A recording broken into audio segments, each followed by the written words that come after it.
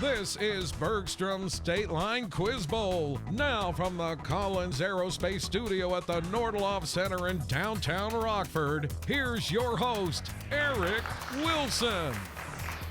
Thanks for joining us this weekend for Bergstrom's State Line Quiz Bowl here at the Nordloff Center. Thanks to the Rockford Public Library and Collins Aerospace.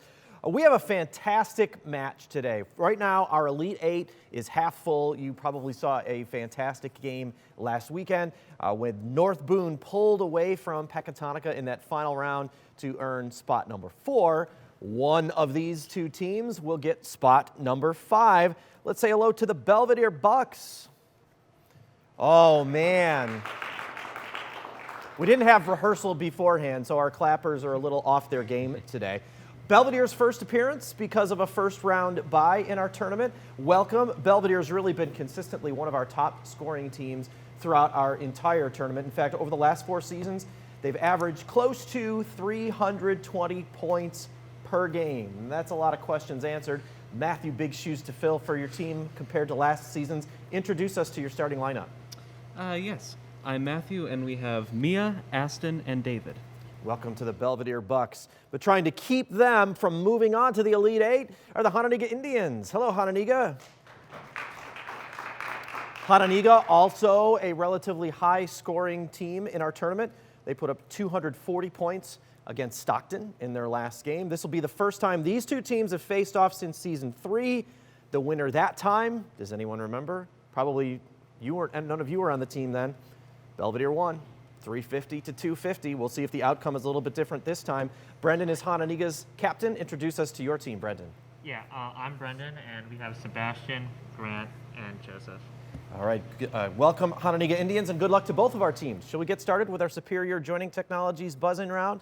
All right, it's a hands on your buzzers round. Remember, you buzz in, you're on your own. 2 most important rules. Wait for me to call your name, and make sure you say your answer loud and clear, especially because of the masks. Everyone ready to go? Here's our first question this week. What author wrote about the tragic death of Little Nell in his novel, The Old Curiosity Shop, and depicted a debtor's prison in the book Little Dorrit? Matthew. Charles Dickens. That is correct. Probably better known for Great Expectations, David Copperfield, A Christmas Carol. Some of his obscure works were in those clues. And you're first on the board, Belvedere. Here's a new question. What man returned from exile in Switzerland on a sealed train in 1917 to lead the October Revolution? Grant? Vladimir Lenin. That is correct. Became the first leader of the Soviet Union. Now you are on the board. That's 10 points for Hononegah.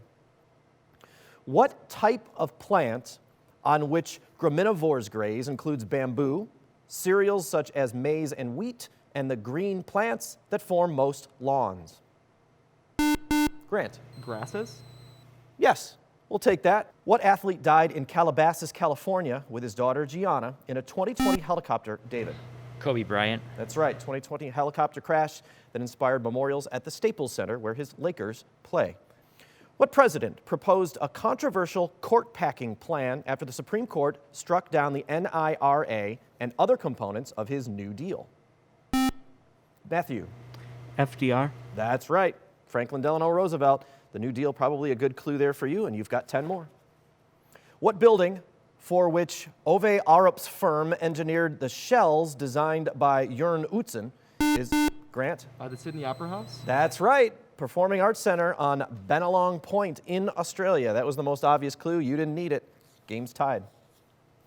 NVIDIA's GeForce 256 was an early example of what specialized circuits used for efficient image rendering that are also popular for Bitcoin mining. Joseph. GPUs. That's right. Right before the buzzer, you got that, and that's 10 more points for you. A 1925 Marcel Mauss essay is titled, "For what class of objects exchanged at potlatch feasts that are given without expectation of reciprocation?" Aston. Just a gift. Just a gift is right. Yeah, that's kind of a weird definition, a fancy definition for a gift, right? That's 10 points for you, and that's where we end the round. Back where we started. It's a tie game, 40 to 40. We'll take a quick break and come back with some more questions. There's a lot of game to play. Our volleyball round is next.